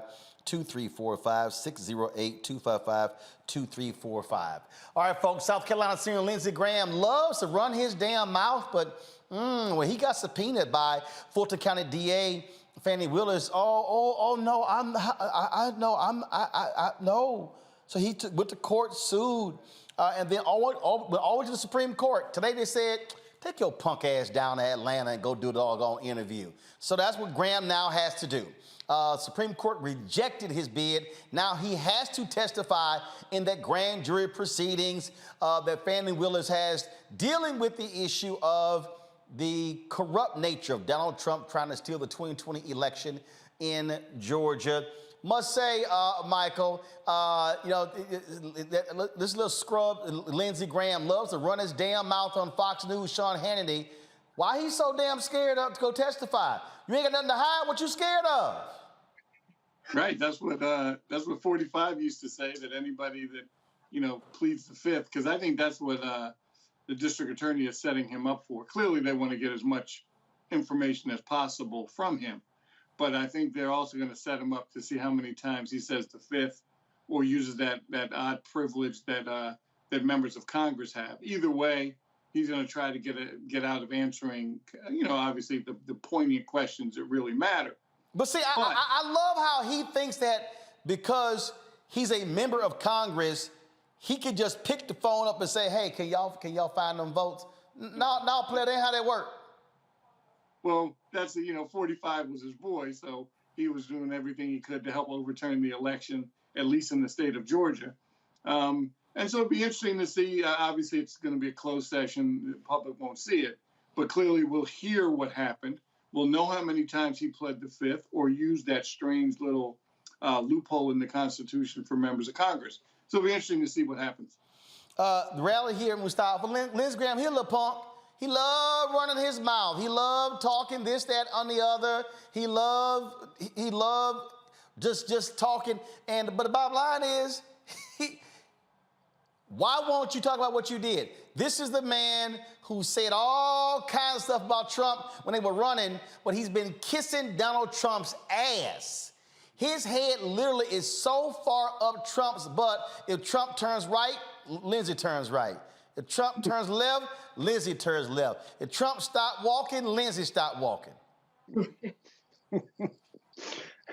Yeah, Lindsey a little shook right now. There's no doubt about that. When they used to say, if you ain't got nothing to hide, then you should show up and testify. So South Carolina, watch your boy. See what he actually does. Because, everybody knows the connection that he has. Everybody knows that he's afraid of Trump. So, of course, he's not going to say but so much.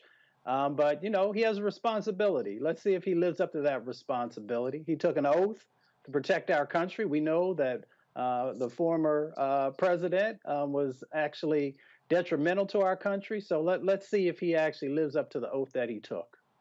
There you go, Randy. I'm not going to put any bets that he's going to live up to the oath. I will take all of you out to dinner if he lives up to his oath and actually testifies and tells the truth and owns up to what he's done. So, that promise is on camera. I promise I'll take you all out to dinner. I don't see that happening. He's going to continue with his, ditching and dodging. And there you go. All right, folks. A white Tennessee State professor has resigned after this video went viral. I said, what is your name? Out here, get out. You have failed this course, whatever your name is. Out! Out! Out! Out! Well, guess what?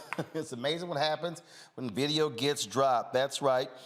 This professor, Robert Evans Picard, was a history professor at Tennessee State when he abruptly resigned following this outrageous classroom display. He has a history of unprofessional behavior as bad reviews date back to 2017 on the Rate My Professor website, where people rated him as awful. Tennessee State made this statement: "This incident runs afoul of the standard of behavior we expect from those charged with teaching and serving as role models for our students. The university has taken swift action, including personnel action, to address this incident." But I'm trying to understand how in the hell, if he was a problem for 5 years, why did it take a video going viral, Randy, at a HBCU? I want to say this, and I have some personal thoughts about this. Just because someone white is working in a Black institution, an HBCU, does not mean that they're down. Does not mean that they're looking out for the best interests of our children. And we need to pay attention to when they say this professor is not grading us properly or treating us well. That's a shame that since 2017, he has not gotten good reviews. What we saw there in that video is pure rage and disgust at who he was talking to. And that didn't come overnight. That didn't just come there. So it scares me of how he has affected students his entire tenure at that school. And we need to pay attention. We absolutely need to pay attention. No, absolutely. Mustafa? He looked like he's about to have a stroke, so he need to relax. Maybe he need one of them little special gummy bears. I've taught at a not the animal. But I've been taught at a few institutions, and I ain't never seen a professor get up in folks' face like that. So it was time for him to go. Evidently, he didn't really want to continue to have that job. And I hope he gets some help, because he needs to get a little tiny bit of counseling and some therapy and get it together before he decides what the next phase in his life is. But bye-bye. Even though this kind of conduct continues throughout society, the whole breaking out your phone and getting it on video at least changes things. Like when you do your crazy white folks segment, or police officers treating folks badly, people break out their phones. I know you like it. I know you like this person rolling because they turned the phone the proper way. No, they didn't. No, they didn't. Oh, no, they shot it vertical. No, they didn't. But it has changed the game a little bit, that you can get this stuff on video, so it's not just somebody's word against somebody's word. And hopefully, over time, that folks will get their conduct in order. Absolutely, absolutely. So that's just absolutely crazy. Folks, some sad news out of Houston, where Atlanta rapper with the hip trio Migos, the group Takeoff, first of all, Takeoff, who's with Migos, was shot and killed in a Houston bowling alley around 2:30 this morning. Apparently, there was a private party there. The party ended around 1 o'clock. There was a dice game going on, and all of a sudden, shots broke out. No word in terms of really the details there, but the 28-year-old Takeoff whose real name is Kershnik Kari Ball, again, fatally shot while attending this private party. He was there with his uncle Quavo, who was there as well. Of course, they record-setting group rose to fame after the 2016 Grammy-nominated hit "Bad and Bougie," which topped the Billboard Hot 100. He just released his solo album, The Last Rocket, in 2018. It was just last week he released an album with his uncle. Many folks began to comment and talk about the loss of his life, and so certainly sad news. All right, folks, when we come back, we'll talk about a marketplace segment. The sisters created a black sunscreen company, and I got something to say. When the hell did Halloween become all about adults? What the hell is going on with Halloween? The big grown-ass people have just pushed the kids aside. I got something to say about that. You're watching Roland Martin Unfiltered on the Black Star Network. When we invest in ourselves, our glow, our vision, our vibe, we all shine. Together, we are black beyond measure. We've got to stand up. Republicans are banning abortion rights, tearing down democracy, blocking progress. But when Democrats stand together, we win. Because we voted, Democrats stood up for black lives, voting to ban police chokeholds, stood up for black women, putting one on the Supreme Court, stood up for our families, lowering cost of health care and prescriptions and capping insulin, and stood up for millions by slashing student debt. This November, let's stand up together and keep making progress. When we invest in ourselves, we all shine. Together, we are black beyond measure. I'm Shantae Moore. Hi, I'm BB Winans. Hey, I'm Dolly Simpson. What's up? I'm Lance Gross, and you're watching Roland Martin Unfiltered.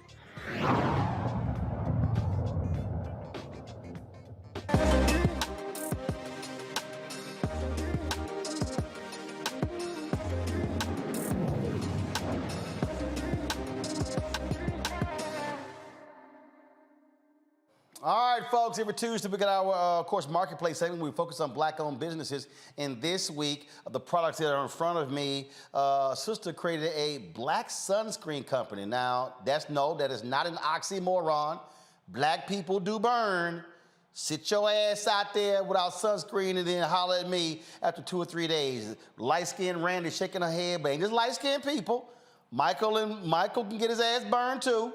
Same thing, Mustafa and myself. Don't act the fool, y'all. Y'all know how we do. Some of y'all think we got the protection. No, that ain't always the case. Shantae Lundy created Black Girl Sunscreen, a 30 SPF lotion for women of color made with melanated skin in mind. It dries completely clear and protects melanin without the white cast. She joins us right now from Alabama. Shantae, so what happened? Why you create your own line? What you got tired of putting on sunscreen and looking like you a white girl? Roland, I've never ever heard anyone ever talk about the business the way you are talking about it. Okay, Shantae, this is a black show. I understand it and I appreciate it. So, it's you always got to be transparent and direct, but it's still it's refreshing. And no, I wouldn't say that I was tired of looking like a white girl. I would say that we created Black Girl Sunscreen to honor our complexion. And what that means is women of color should feel good and look good while wearing any cosmetic product, especially sunscreen. And we've been ignored in this conversation for years. How? How specifically? Because it's a bunch of sunscreens out there on the market, but how has it not tailored to us? Well, it's never been tailored to us because larger companies they didn't have, let's say, people of color in the boardroom speaking about, melanoma, getting burned. They didn't have dermatologists that were learning about, darker skin complexions. So it was we were just never thought of when sunscreen was made. And to be honest, I think the whiteness is a universal issue because no one is the color of toothpaste. I think that, larger companies tell us to take it or leave it. And we either accept it or we don't. All right. So I'm sitting looking at your products in front of me. So what makes them so different and unique and separate from what is actually on the marketplace right now? So first of all, the name, right? And some people will argue, well, okay, so what? Your name is Black Girl Sunscreen. Well, I'm speaking directly to you as a consumer, as a woman of color, and I'm saying that this is my issue. I am tired of having dry skin. I am tired of not looking like myself, and I'm going to do something about it. I'm going to make a formula. So this formula came out of my mind, partnered with a chemist and a manufacturer to say, like, okay, we want something that's hydrating and moisturizing. That's number one. And that's how we're different. You're going to use Black Girl Sunscreen or BGS Kids, that's in the yellow packaging there, and you're going to feel like you have on lotion. The number one thing that Black people do when they get out of the shower is put on lotion. You can't go outside with ashy elbows, ashy knees, ashy feet, ankles, right? No. Okay, so we're going to address that issue, number one. Number two, the ingredients. How do we emphasize our complexion? How do we give that glow that women are looking for? Okay, Black Girl Sunscreen has incorporated ingredients that highlight our complexion, that make us feel and look dewy. So those are just a couple of examples of how we're different. And then what do we stand for, right? We are a business that plays in a very white space, if you will, created by myself. We stand for social justices. We stand for many things that resonate with our community. So it's called Black Girl Sunscreen, not for brothers? No, it's for all. So being a woman of color, being a Black woman, it was easy for me to do something for females. Not as easy, and this is just being honest, right? Not as easy to speak to the fellas. Our approach for men to wear Black Girl Sunscreen is it being introduced by their sister, their daughter, their wife, their girlfriend, their mother, whomever, to put them on. Because the male skincare market is still not as developed as we would like it to be. Now, because of the response. So what you're saying is women spend more money on skincare products than men. So girl, just go ahead and say it. Call it what you is. You're targeting the people who are spending the money on skincare.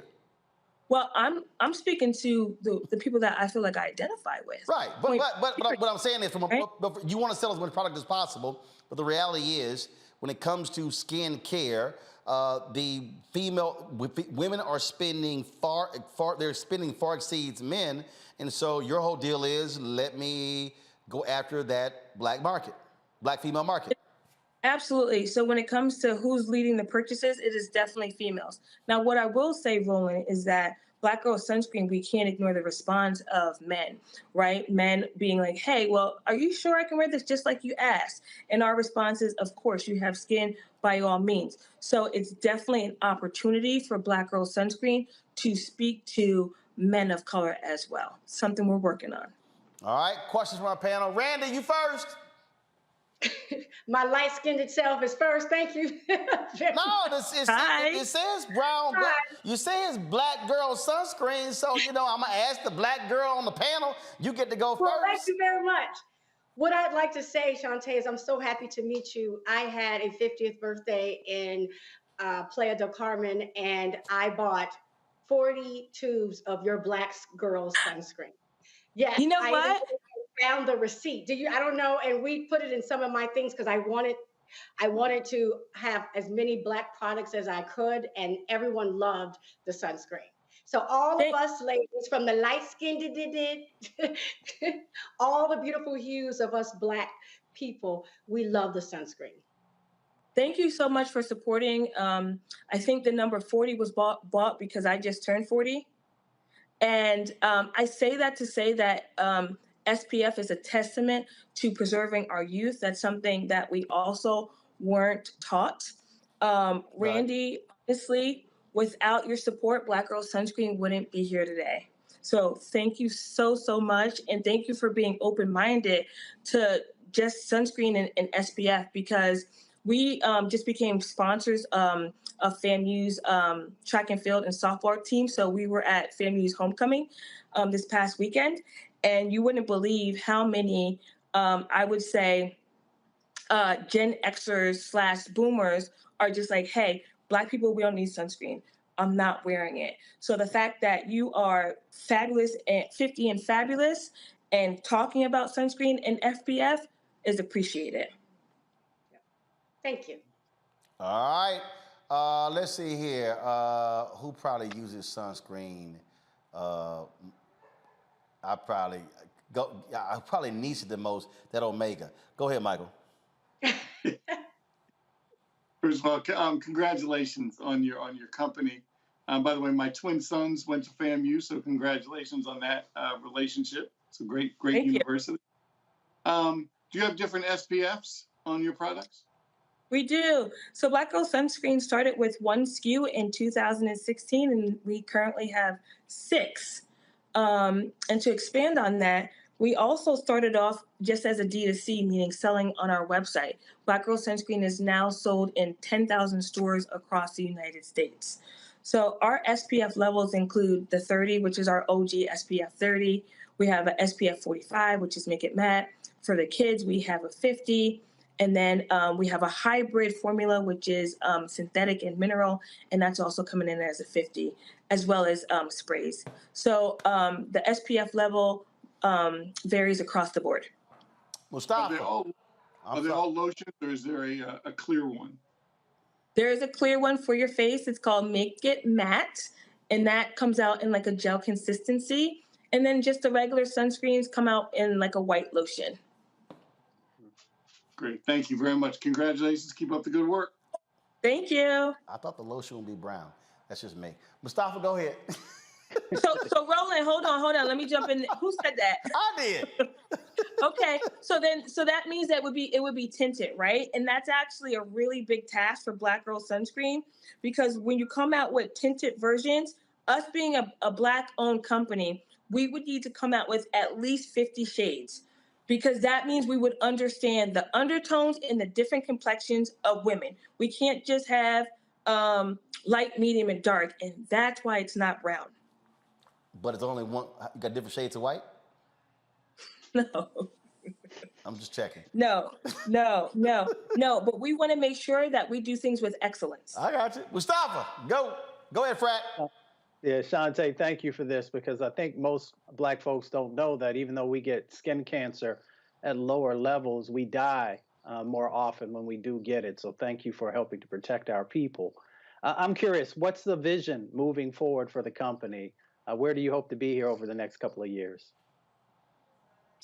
The vision is to make Black Girl Sunscreen accessible across the world, and to have as many advocates and conversations around sun safety as possible.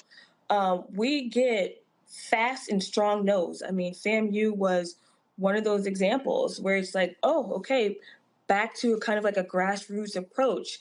And it's, how do we shift that conversation? How do we shift the mindset of, hey, melanin, yes, it's a superpower, but how do we protect it?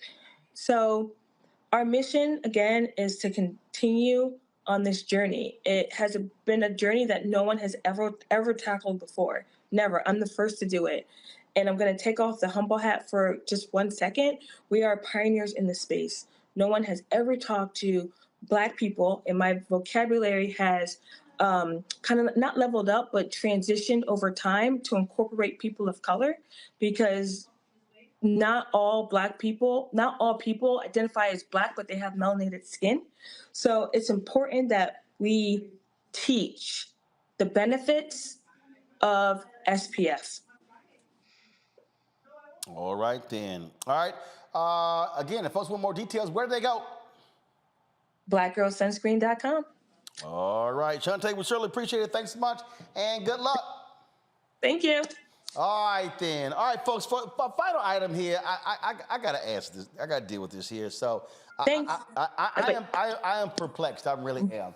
The last several years, is it just me, but have y'all seen a lot of this? Have y'all seen a lot of this?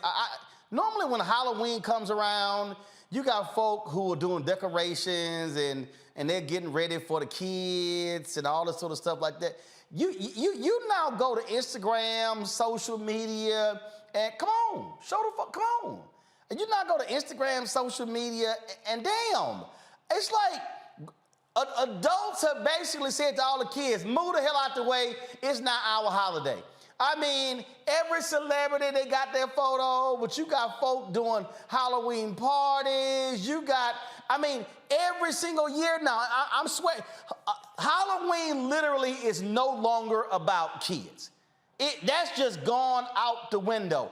Damn trick-or-treating, it's now adults. I don't know whether Gen X folk didn't get to enjoy Halloween enough as children or millennials, but it has gotten to the point to me where Halloween is now turned into Freaknik. It's like, okay, let's turn this thing now to the annual holiday where we can just put our freakiest outfits on and just show up and show out. And again, I'm not quite understanding when this switch happened. When kids just sort of got the boot, like, yeah, move your little asses out of the way. I mean, folks say they ain't buying no candy.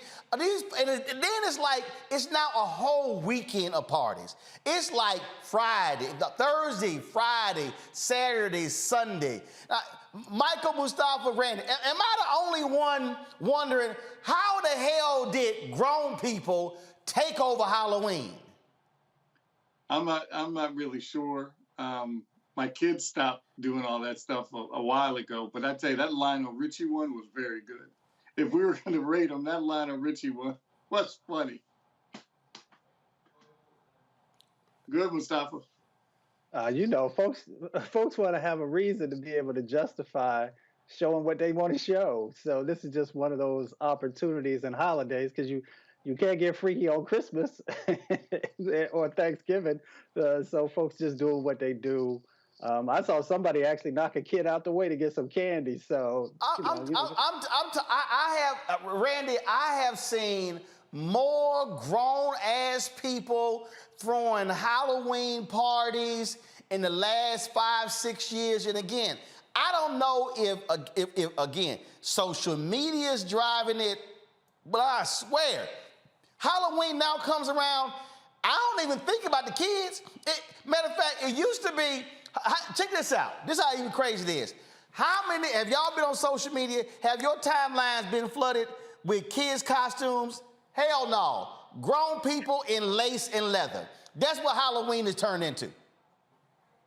You're right. I believe that I think it is social media. I think that we like to get dressed up and for people to see us in our costumes. And a 3-year-old is not going to be pressed about that. But I think adults, if you give them an opportunity to show up and show out, we're going to do it and take that picture. Yeah, I agree with you, though. There has been a shift that adults have in some way. We are taking over Halloween. And again, look, I get wanting to have a party. But damn, can y'all let the kids have Halloween? Is there any way the kids can be front and center? Because I'm seeing all these grown people kind of like, damn, Dad, y'all move. This our day now. That's what Halloween is turned into. Roland, did you see the little girl that was dressed up like she had just gotten a BBL surgery? Oh yeah, I saw that. That was funny. It was funny, but I ain't no way in hell. Costume. Like, I don't think the little girl would have chosen that. It seems like she would have chosen something different. So even when we're picking the costumes, it's coming from an adult perspective. It was hilarious. But I doubt the daughter said, hey, I want to be a woman who just got a BBL getting off the plane for Halloween. Look, again, all I'm simply saying is, can kids have something? Just let them have something. But, you know, at the rate we going, it's going to be a whole bunch of freaky Mr. Claus and Miss Claus suits with Christmas at the rate these adults going. Because, they just again, it's to me, it's crazy. Just all of the parties and it's folks like literally now, it's like a whole costume party. And it's like, look, only adults. It's just to me, it's out of control. It's out of control. I mean, and again, maybe this is a whole generation of people whose families kept them from going out. I don't know. Look at all y'all in the control room. Y'all know damn well I ain't lying. Y'all, yeah, because y'all probably scared to show y'all photos. That's probably because y'all know I would light y'all ass up on the show if y'all did. If you did. But I'm telling you. So, folks, let the kids have that day. At least put your kids' photos out there, because we ain't trying to see a bunch of y'all with your little damn Halloween photos. I'm just saying, okay? Let the kids have Halloween, but they just kick the little kids to the curb. But that's what happens when you got a bunch of grown-up people who sit around and get to play video games. All right, that is it. That is it for us. Mustafa, my alpha brother, I appreciate it. Randy, thanks a bunch. Lil Mega, Michael Brown, thanks a bunch. Glad to have y'all on the show. Okay, go ahead and throw your AK sign, Randy. I see you. I see you. See, Michael, you totally outnumbered with that little group you in. But, you know, it's all good. It's all good. And Mike, what the hell? You cold or something in that damn vest? What the hell? Damn, Michael, your ass got a vest on, a Mr. Rogers sweater, and a shirt. What the hell? You need some iron pills or something? I came in. I didn't want to be late for your show from walking the dog, and I didn't get a chance to take the. Michael, it was 72 degrees today in D.C. Damn, you dressed like your ass in Seattle. I'm always a little chilly, Roland. Damn! Boy, you lucky we ain't got another camera to zoom that shit out. He got a sweater on, a vest on, and a long ass sleeve shirt, and I guarantee you he got a t-shirt underneath that damn shirt. No t-shirt. You got 3 damn layers of clothes, and it was 72 degrees today in Washington, D.C. In fact, if I check the temperature in D.C. right now, let me see what it was a very nice day out. My dog likes to walk it's 64 degrees right now. My dog likes to walk in Rock Creek Park. It's a little chillier there. The hell is wrong with y'all? Do y'all understand what's going on here? Mike, I'm looking at the app right now, Michael. You live in D.C. App? Y'all, look at this, y'all. This is the damn weather right now in D.C. It's 66 degrees, y'all. Look at that. Clear night. Winds blowing 6 miles an hour. What's the feel like? 66. His ass in a parka. I thought this was an anti-bullying show. What? You got some Timberlands and them thick ass socks on too? You ain't want your feet to get cold? Oh boy. I'm just checking. I know we're gonna get you for Christmas, gonna get your ass a supply of some iron pills. All right. I'll be ready for you next time. Right. Next time, take that damn vest off when you bring your ass on the show. It's got my ass sweating. By the way, good luck to your baseball team. We gonna handle that business. We gave them that gift in game 1. So, you know, we should be going to 3-0 tonight. Game got rained out last night. So World Series game 3, Astros. Just because y'all see, give me the wide shot, Henry. So, Michael, you see how my set look? See? No, the other wide shot, man. See how the set look, Michael? Very nice. Got all the Astro stuff. So y'all know, game 3, game's starting. It started 5 minutes ago. Y'all know what we're gonna do. So all y'all Phillies fans, especially Mark Lamont Hill, that's called smacking that ass. I'll see y'all tomorrow. Holla! Dusty Baker.